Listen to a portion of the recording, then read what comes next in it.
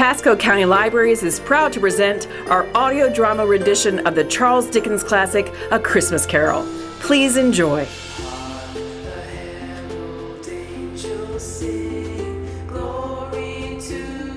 Marley was dead, to begin with. There's no doubt whatever about that. The register of his burial was signed by the clergyman, the clerk, the undertaker, and the chief mourner. Scrooge signed it, and Scrooge's name was good upon change for anything he chose to put his hand to. Old Marley was dead as a doornail. Scrooge knew he was dead? Of course he did. Scrooge and Marley were partners for I don't know how many years. But he was a tight-fisted hand at the grindstone with Scrooge. A squeezing, wrenching, grasping, scraping, clutching, covetous old sinner. And once upon a time, of all the good days in the year on Christmas Eve, old Scrooge sat busy in his counting house. A grim, cheerless place if there ever was one. The door of Scrooge's counting house was open that he might keep his eye upon his clerk, Bob Cratchit, who in a cold and dismal little cell beyond worked at his ledgers. 19, 20, 21, 22. Merry gentlemen, let nothing you dismay. 23, 26, 29, 9 carry 2 on Christmas Day. 17, 13, 17, 7. Bob Cratchit! Yes, Mr. Scrooge. Stop that inferno caterwauling! Yes, sir. 9, 15, 17, Singing their idiotic Christmas carols at my door. Go on. Get away from my door. Go somewhere else and bellow your blasted carols or I'll give you a charge. Why, Governor? It's an old custom at Christmas time, you know. Yes, and I don't want any of your old customs. Take your fellow fools and go away. Christmas, blah. Right, sir. Merry Christmas anyway, sir. Blah. Now you get that letter from Higgins and Blackthorn, Cratchit, and then I want you to finish posting this ledger. And after that, you pop over to Pothergill's and tell Ephraim Pothergill's you've come after the 17 shillings and 6pence he owed me since Michaelmas. And tell him I shall have a constable over there if he doesn't pay up at once. Mr. Pothergill's wife has been ill, sir. Oh? What do I care about his wife? I want 17 and 6. I just thought it being Christmas, sir. Christmas? Christmas? You mention that word to me once more, Bob Cratchit, and I'll... A Merry Christmas, Uncle. A Merry Christmas, Bob. Merry Christmas, Mr. Fred. God save you, Uncle. Bah, humbug. Christmas a humbug, Uncle. No, I'm sure you don't mean that. I mean just that. Exactly that. Merry Christmas. What right have you to be merry? What reason have you? You're poor enough. Well, what right have you to be dismal about Christmas, Uncle? You're rich enough. Bah. Now, Uncle, don't be cross. Well, what else can I be when I live in such a world of fools? What Christmas to you but a time for paying bills without money? Merry Christmas. A time for finding yourself a year older and not an hour richer. If I could work my will, every idiot who goes about with Merry Christmas on his lips be boiled with his own pudding and buried with a stake of holly through his heart. He should. Uncle! Now, nephew, keep Christmas in your own way and let me keep it in mine. Keep it? But you don't keep it, Uncle. Well, leave me alone then. What do you want? A Christmas gift, I've no doubt. I came to wish you a Merry Christmas, Uncle. A Merry Christmas. Much good may Christmas do ya. Much good has ever done ya. There are many things from which I derive good by which I have not profited materially, I dare say, Uncle. Christmas among the rest. But I have always thought of Christmas time as a good time, a kind, forgiving, charitable, pleasant time. And therefore, Uncle, though it has never put a scrap of gold or silver in my pocket, I believe it has done me good, and will do me good. And I say, God bless it. God bless Christmas! Hurrah! Let me hear another sound out of you, Bob Cratchit, and you'll keep Christmas by losing your situation. Yes, sir. As to you, nephew, I wonder you don't go into Parliament. You talk enough nonsense. Oh, don't be angry, Uncle. I want nothing from you. I ask nothing of you. Why can't we be friends? Good afternoon.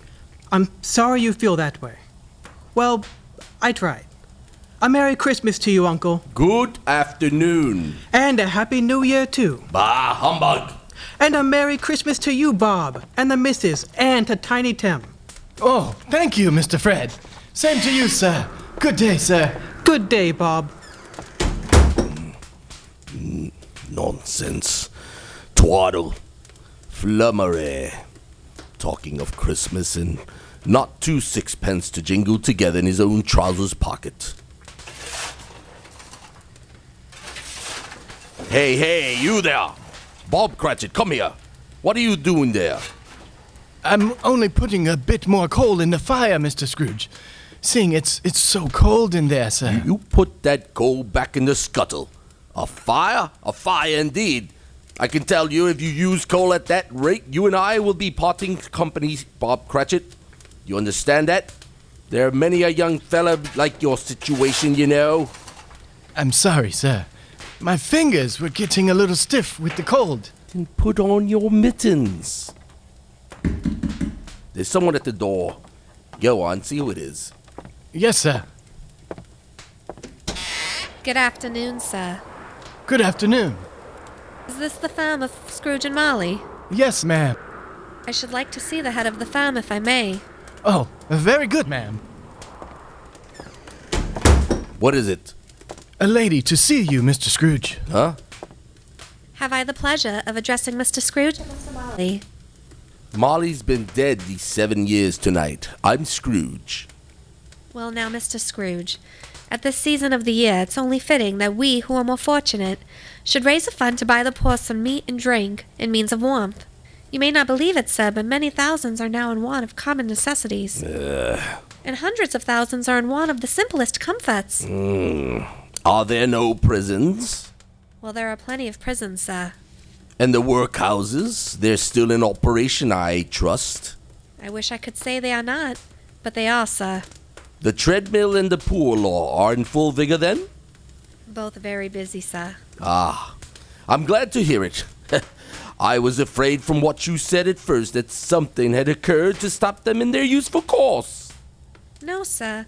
All these institutions that you mention are flourishing. But it's nevertheless true that some additional provisions for the poor and destitute must be made. Ugh. A few of us who want change are endeavoring to raise such a fund, you see. And, what shall I put you down for? Nothing. Oh, I see. You wish to be anonymous, sir. I wish to be left alone. I don't make merry myself at Christmas time, and I can't afford to help make a lot of people merry. I help to support the establishments that take care of the poor. They cost enough.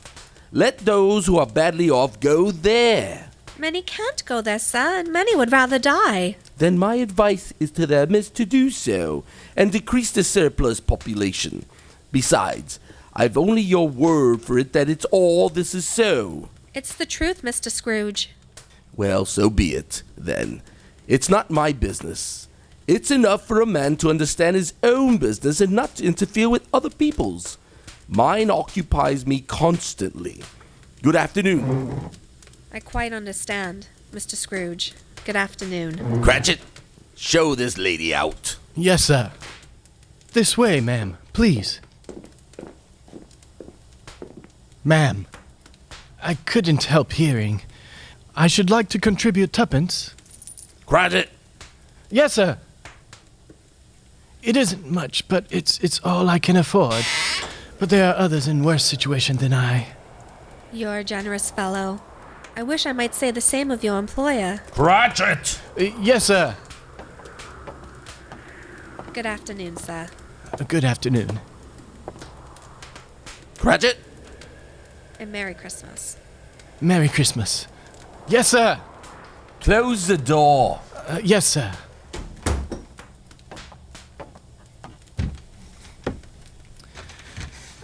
24, 21, 1, carry 3, a new scarlet tippet for Tiny Tim, and a comb for Martha. 33, 3, and carry the 3, a hair ribbon for Belinda. 4, 7, 12, 15. Cratchit! Yes, sir. Yes, sir. It's too late to have you go to Porthagill's. He'll be closed up for Christmas like these other fools. We may as well close up the place now. Yes, sir. It is getting a little dark. Hard to see the figures. I suppose you'll want the entire day tomorrow. If it's quite convenient, sir. It's not convenient, and it's not fair either. But I suppose I can't do anything about that. If I were to stop a half-crown of your wages, you'd think yourself very ill-used, I'll be bound. Well, sir, I was thinking... Yeah, but you don't think me ill-used when I pay day's wage for no work. It's only once a year, sir. Once a year. Once a year indeed. A fine excuse for picking a man's pocket every 25th of December. But I suppose there's no good talking. You must have the whole day. Well, see that you're here all the earlier the next morning. You understand? Oh, I will, sir. I will indeed. Good night, sir. And Merry Christmas. Bah. Merry Christmas! Bah. The office was closed in a twinkling, and Bob Cratchit, with the long ends of his white comforter dangling below his waist, for he boasted no great coat, went down a slide on Cornhill 20 times in honor of its being Christmas Eve, and then he ran home to Camden Town as hard as he could pelt to play with his family at Blindsman's Buff. Scrooge, on the other hand, took his melancholy dinner in his usual melancholy tavern. Having read all the newspapers and spent the rest of the evening with his banker's book, he went to his dismal house. Darkness is cheap, and Scrooge liked it. The yard was so dark that even Scrooge, who knew every stone, had to grope with his hands through the fog and frost to find the door. Scrooge walked through his rooms to see that all was right. Sitting room, bedroom, lumber room, all as they should be. Nobody under the table, nobody under the sofa, nobody under the bed, nobody in the closet. Closed the door. He locked himself in. He double locked himself in and took off his cravat, put on his dressing gown and slippers, and his nightcap, and sat down before the fire to take his gruel.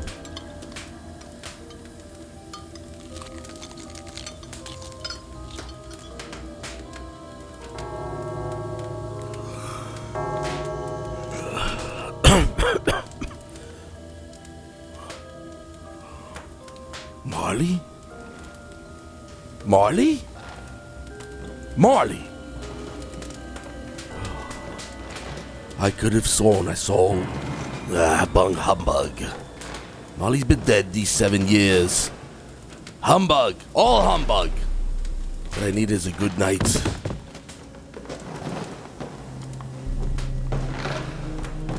What?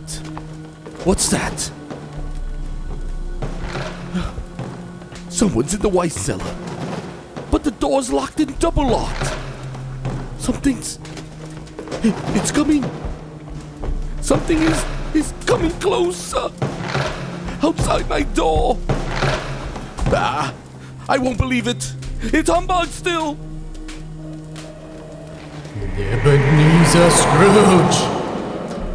Ebenezer Scrooge! Marley! Oh no! What do you want with me? I want much of you, Ebenezer. Who are you? Ask me who I was. Oh, you're very particular for a ghost. Okay, all right then. Who were you? In life, I was your partner, Jacob Marley. Jacob Marley? But you're all dead. You died 7 years ago. 7 years ago this very night. You are a ghost then? What's wrong, Ebenezer? Don't you believe in me? I do not. You doubt your senses, Ebenezer? Yes, because a little thing affects them. A slight disorder of the stomach makes them cheats. You can't be a ghost. You may be an undigested bit of beef, or a blot of mustard, or a crumb of cheese, a fragment of undone potato. There may be more gravy than grave about you, whatever you are. Humbug! I tell you, humbug! I do believe in you. You are a ghost, Jacob. Thank you. But why? Why do you walk the earth, Jacob? Why do you come to me? It is required of every man that the spirit within him should walk abroad among his fellow men and travel far and wide to witness what it cannot share, but might have shared on earth and turn to happiness. Tell me, Jacob, what is that chain you wear around you? I wear the chain I forged in life. I made it link by link and yard by yard by my own free will. It is patterned strange of you, Ebenezer. Cash boxes? Keys and padlocks? Ledgers and purses? Yours was as heavy and as long as this 7 years ago. You have labored on since, Ebenezer. Oh, Jacob. Speak comfort to me, Jacob. Comfort I have none to give. I cannot rest. I cannot stay. I cannot linger. Weary journeys lie before me. You travel fast? Yes, Ebenezer. On the wings of the wind. 7 years dead and traveling all the time. 7 years, Ebenezer. 7 years of remorse. Ebenezer, do you know that no space of regret can make amends for one's life's opportunities misused? But you were always a good man of business, Jacob. Business! Mankind was my business. Charity, mercy, benevolence. They were all my business. The dealings of my trade were but a drop of water in the comprehensive ocean of my business. Jacob, don't take on so now, Jacob. Listen to me, Ebenezer. I'll listen to you, Jacob. Go on, Jacob, now. Speak to me, but don't be so flowery. Ebenezer, I am here to warn you that you have yet a chance of hope of escaping my fate. Do you hear that, Ebenezer? Yes, Jacob, yes. You always were a good friend to me, Jacob. Thanks, Jacob. But go on, go on. How shall I escape? Oh, I'm afraid, Jacob. You will be haunted by 3 spirits. Is that the only chance and hope, Jacob? It is your only chance and hope. Well, then I think I'd rather not. Without their visits, you cannot hope to shun the path I tread. Expect the first tomorrow, when the bell tolls 1. Couldn't I take them all at once and have it over, Jacob? Ebenezer! Look that, for your own sake, you remember what has passed between us. Remember, when the bell tolls 1, look for the first spirit. Marley! Jacob Marley! Scrooge awoke. He was lying on his bed, fully dressed. Suddenly, the curtains of his bed were drawn aside, and Scrooge found himself face to face with the unearthly visitor who drew them. As close to it as I am now to you, and I am standing in the spirit at your elbow. It was a strange figure, like a child, yet not so like a child as like an old woman.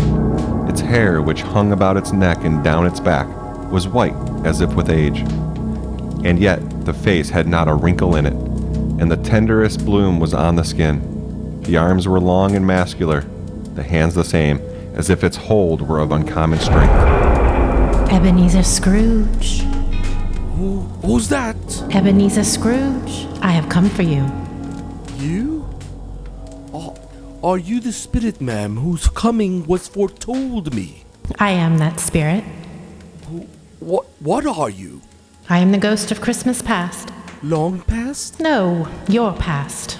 But what do you want of me? What brings you here to haunt me? Your welfare, Ebenezer Scrooge. Rise and walk with me. Oh, no, not out the window. Why, I can't do that. I'll fall down. I'm not a spirit. I'm mortal, and I'll fall. Bear but my touch of my hand upon your heart, and you shall be upheld in more than this. Come, follow me.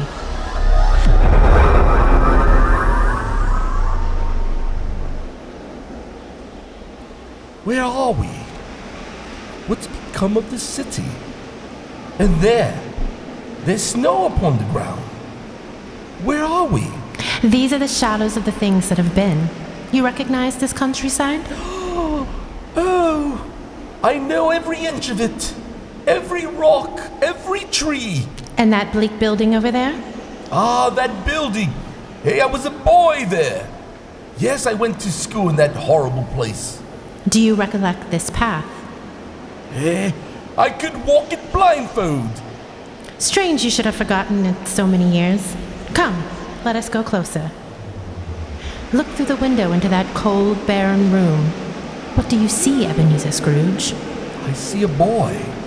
A solitary child, neglected by his family. Alone. Yes, I see. I know that boy. Oh, I was so lonely. Poor boy. Your lip is trembling, Scrooge. And what is that on your cheek? It's nothing. Nothing at all. I wish I... It's too late now. What's the matter? Nothing. Nothing. The waifs came to my door singing Christmas carol last night, and there was a boy like them among them. A poor, pale, thin little boy in a ragged coat. I should like to have given him something, that's all. Is that all? Come, Ebenezer Scrooge. Let us see another Christmas. Do you know this place, Ebenezer Scrooge? Know it?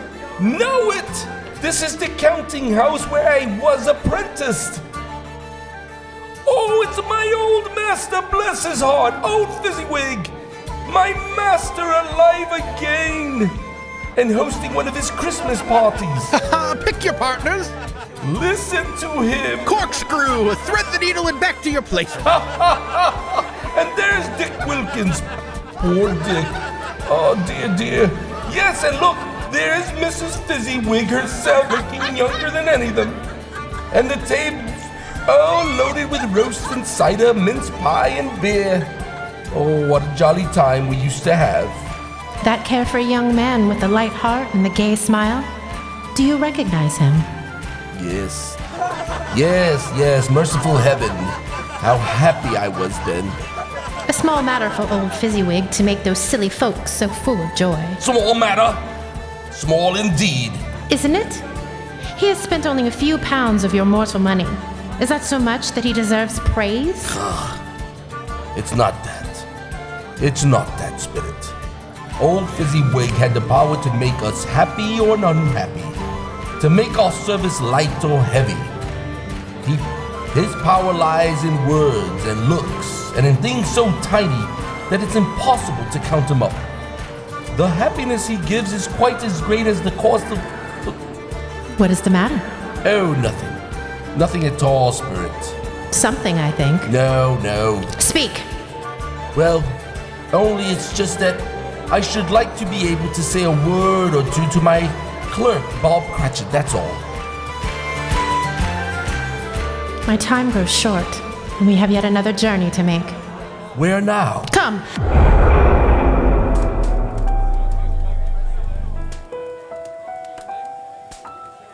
This is our last visit to the past, Ebenezer. Here, in this little room, with a fair young girl by your side. Do you recognize yourself, Ebenezer? No, spare me this. You're old now, a man in the prime of life. Your face has begun to wear the signs of care and avarice. Your eyes are greedy, the eager, restless eyes of a miser. No, please. She knows it too, that girl by your side. There are tears in her eyes. It matters little to you. Very little. I know that. Belle. Have I changed toward you? When we were engaged, we were both poor. Was it better then? Better to be poor?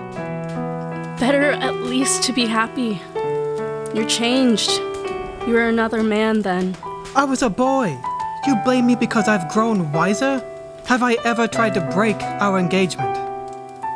In words, no, never. In what, then?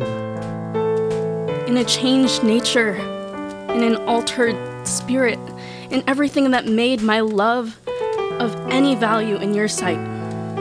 So, I release you from your promise. Belle!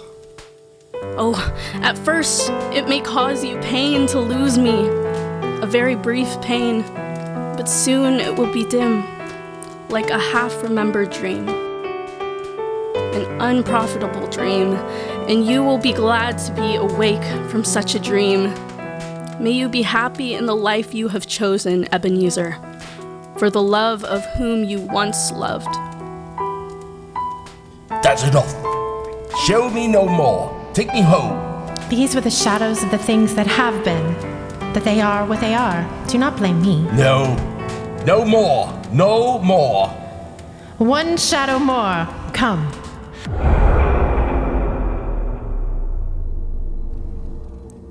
Do you see this man, Ebenezer Scrooge?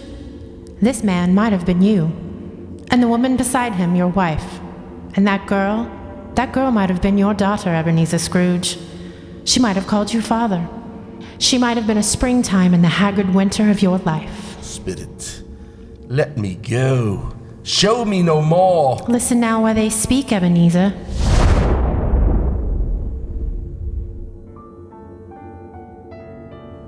Belle, I saw an old friend of yours today. Who was it? Guess. How can Oh, I know. Mr. Scrooge. Mr. Scrooge it was. I passed his office window. It wasn't shuttered, and there was a candle inside, so I couldn't help but seeing him. His partner Marley lies at the point of death, I hear, and there Scrooge sat, all alone.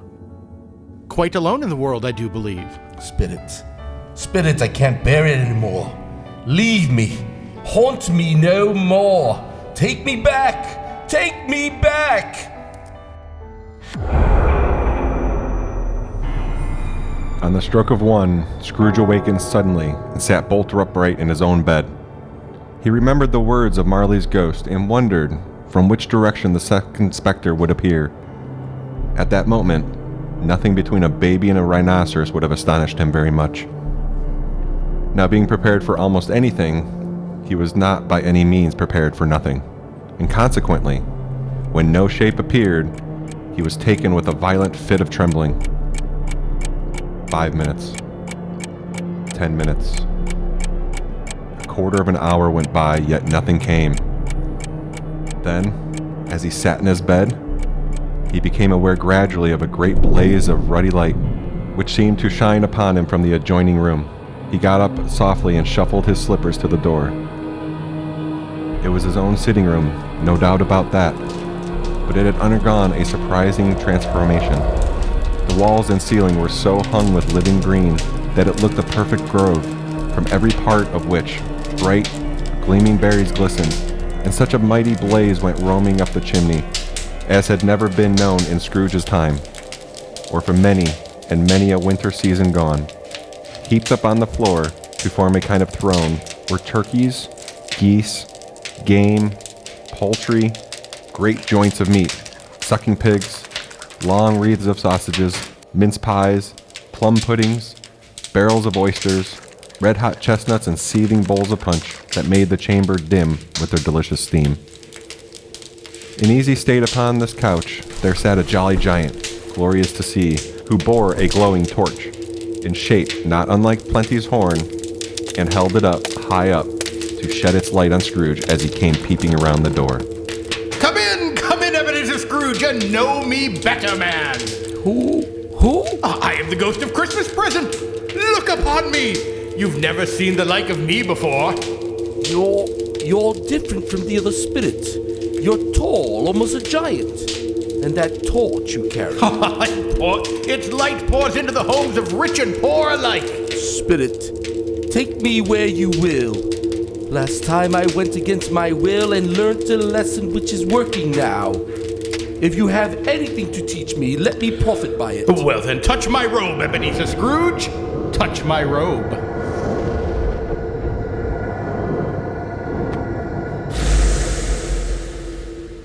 Where have you brought me, Spirit? A humble dwelling on a humble street. It's humble enough.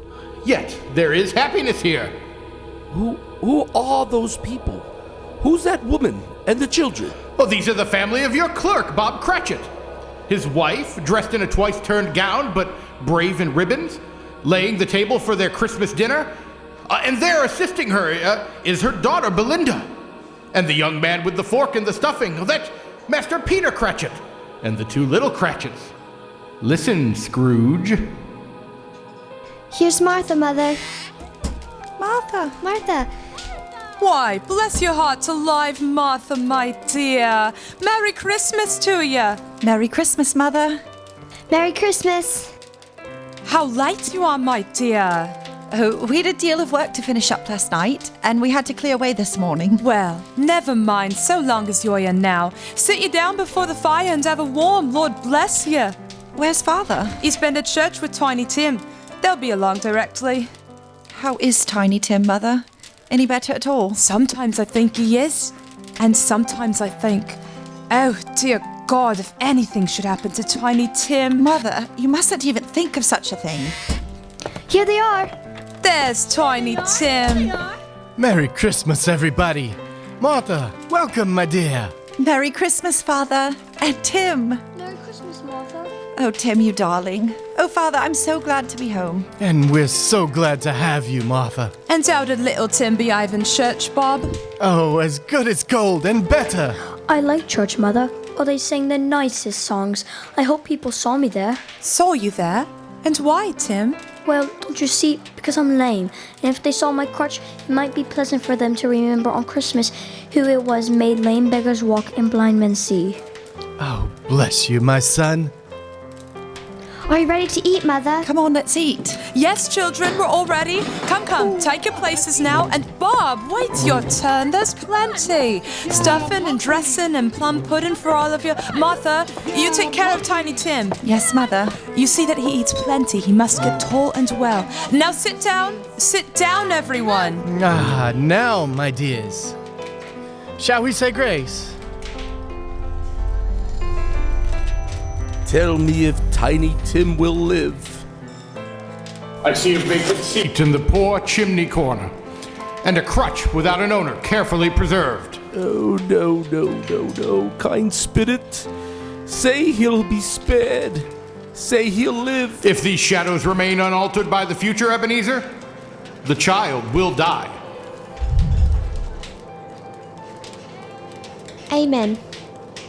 And now, my dears, with such a dinner, a toast. A Merry Christmas to us all, and God bless us. Amen. God bless us, everyone. And now to Mr. Scrooge. I give you a toast to Mr. Scrooge, the founder of the feast. The founder of the feast, indeed, who pays you all of 15 shillings a week. I wish I had him here. I'd give him a piece of my mind to feast upon, and I hope he'd have a good appetite for it. Oh, my dear, the children.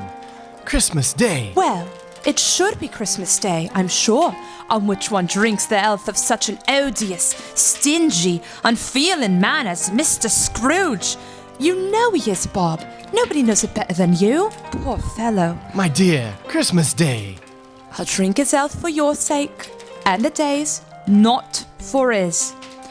Long life to him, a Merry Christmas, and a Happy New Year. He'll be very merry and very happy, I have no doubt. And I say, God bless him too, Mother, and everyone. Yes. There was nothing of high mark in all this. They were not a handsome family, these Cratchits. They were not well dressed. Their shoes were far from being waterproof. Their clothes were scanty, and had known very likely the insides of a pawnbroker's. But they were happy, grateful, pleased with one another, and content with time. When at last they faded, Scrooge had his eye upon them, and especially on Tiny Tim, until the last. Many calls Scrooge made that night with the ghost of Christmas present. Down among the miners they went, who labor in the bowels of the earth, and out to sea among the sailors at their watch. Dark, ghostly figures in their several stations. Much they saw and far they went, and many places they visited, but always with a happy end. The spirit stood beside sick beds, and they were cheerful. On foreign lands, and they were close at home. By poverty, and it was rich.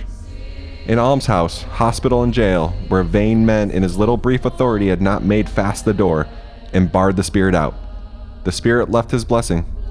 It was a long night, if it was only a night. And it was strange, too, that while Scrooge remained unaltered in his outward form, the ghost grew older, clearly older. My life upon this globe is very brief, Ebenezer. It ends tonight. Tonight? Tonight at midnight. Hark, the hour has come. Oh, no, not yet. There's still more things I wish to learn. These you will learn from still another spirit. Still another spirit, Ebenezer. Scrooge looked about him for the ghost. It had vanished, and he found himself once more in his bed, in his dressing gown and his nightcap on his head. He heard the clock strike, and then he remembered the prediction of old Jacob Marley, and lifting up his eyes, beheld the third spirit.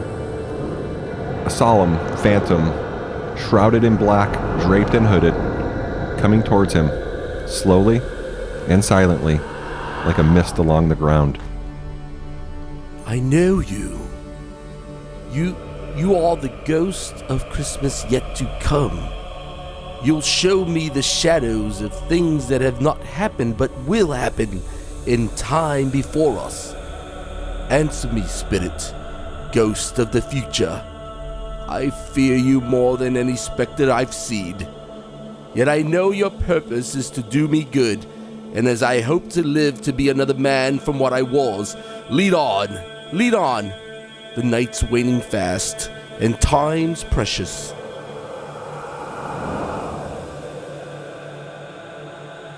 Spirit, why have you brought me here again? Here to Bob Cratchit's home. But it's not the same. What? Why is it so quiet? So very quiet here.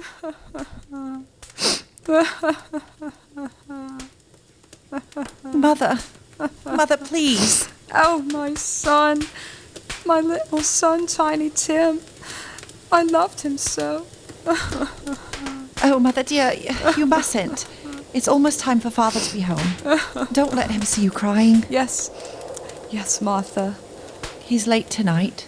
He walks slower than he used to. And yet I've known him to walk very fast indeed with Tiny Tim on his shoulder. So have I, Mother. But he was light to carry. And his father loved him so that it was no trouble. No trouble.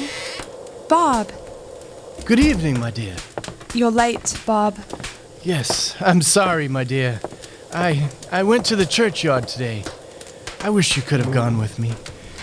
It would have done your heart good to see how sweet and green a place it is. But you'll see it often. I promised him. Yes, I promised Tiny Tim we'd walk there on a Sunday. Father, dear. It's God's will, Bob. I'm trying to understand it, my dear. My son, my little son, Tiny Tim. And I loved him so. Oh, that's cruel, cruel spirit. Can't you give me one ray of hope that I may change all that? That Tiny Tim may live?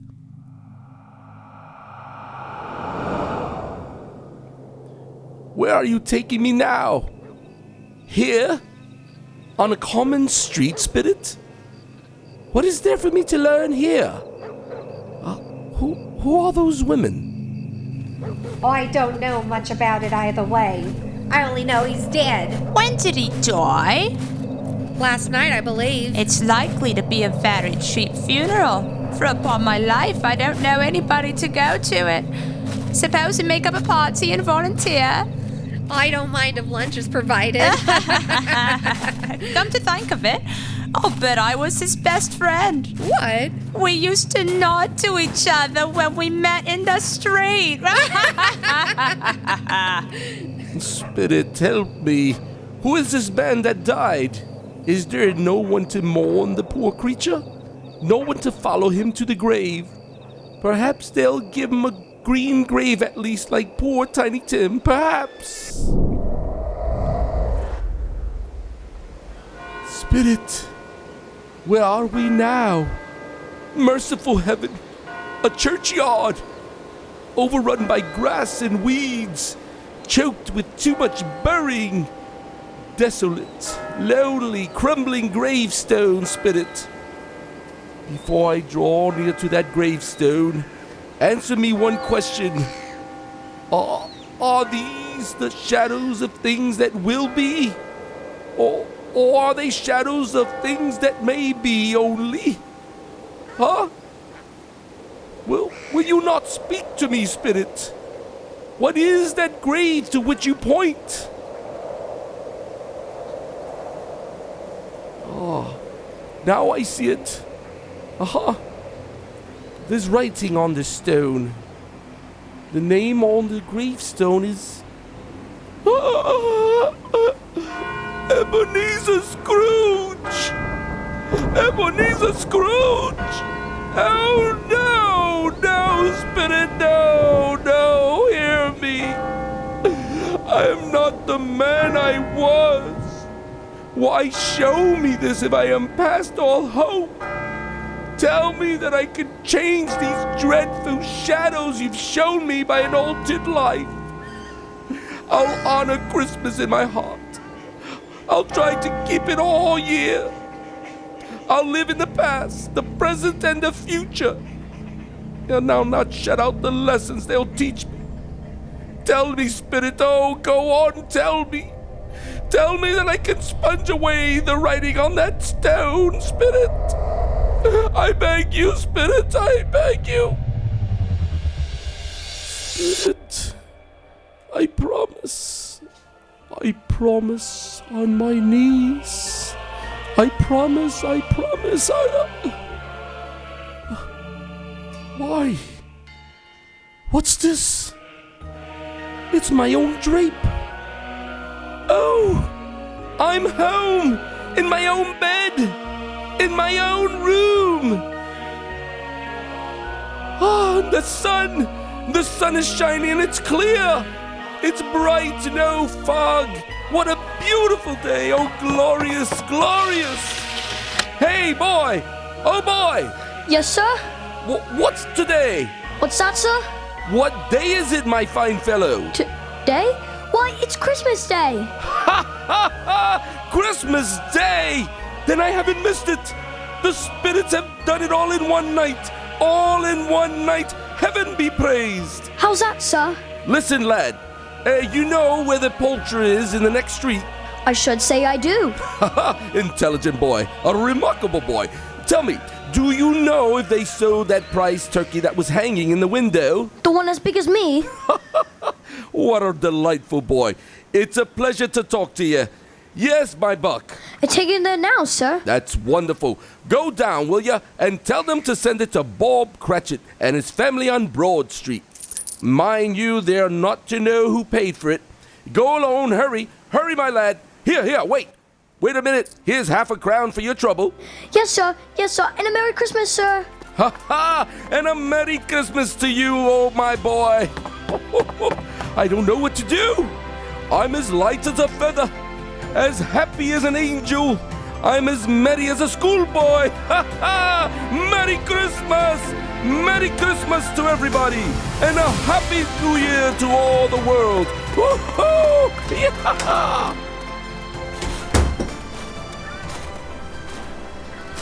My dear madam, how do you do? I beg your pardon. Well, you, madam, aren't you the lady who came to my office in regard to that charity? Why, yes, sir. A Merry Christmas to you.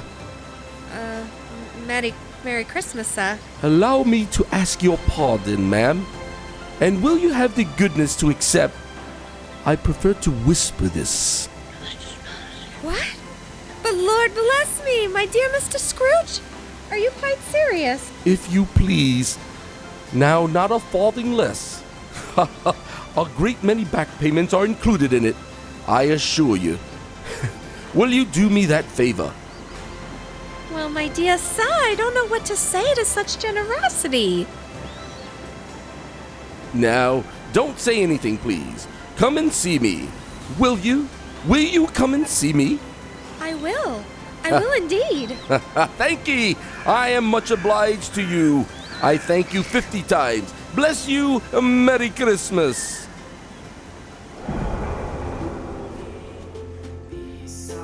Next morning, Scrooge was early at his office. He went early for a reason. If he could only be there first and catch Bob Cratchit coming late, that was the thing he'd set his heart upon. And he did it. Yes, he did. The clock struck 9. No Bob. A quarter past. No Bob. Scrooge sat with his door wide open that he might see him come in. At last he came. His hat was off. Before he opened the door, his comforter too. He was on his stool in a jiffy, driving away with his pen as if he were trying to overtake 9 o'clock. 15 and 21, 6 and carry the 1, 24 and carry the 2, 21 and 8 and 9. Hello, you Cratchit. Yes, sir. Step this way, Cratchit, if you please. Cratchit? What do you mean by coming in at this time of day? Why, I'm very sorry, sir. I'm behind my time. You are. Yes, I think you are. Oh, it's only once a year, Mr. Scrooge. It shall not be repeated. I was making rather merry yesterday, sir. I'll tell you what, my friend. I'll not stand this sort of thing any longer. And therefore, Bob Cratchit, I'm about to raise your salary. Mr. Scrooge? Are you quite yourself, sir? No, thank heaven. I'm not quite myself. Merry Christmas, Bob. Merry Christmas, my good fellow. A merrier Christmas than I've given you in many a year. I shall raise your salary, and we shall see what we can do for Tiny Tim and the rest of your family. We'll discuss this very afternoon over a Christmas bowl of smoking bishop. Bob, make up the fire, make it up, and buy another coal scuttle before you dot another I, Bob Cratchit. Scrooge was better than his word. He did it all, and infinitely more. To Tiny Tim, who did not die, he was a second father. He became as good a friend as a master, and as good a man as the good old city knew, or any other good old city, town, or borough in the good old world. Some people laughed to see the alteration in him, but he let them laugh, and little heeded them. His own heart laughed. That was quite enough for him. He had no further intercourse with spirits, but lived upon the total abstinence principle ever afterwards, and it was always said of him that he knew how to keep Christmas well if any man alive possessed the knowledge. May that be truly said of us, of all of us, and so as Tiny Tim observed. God bless us, everyone.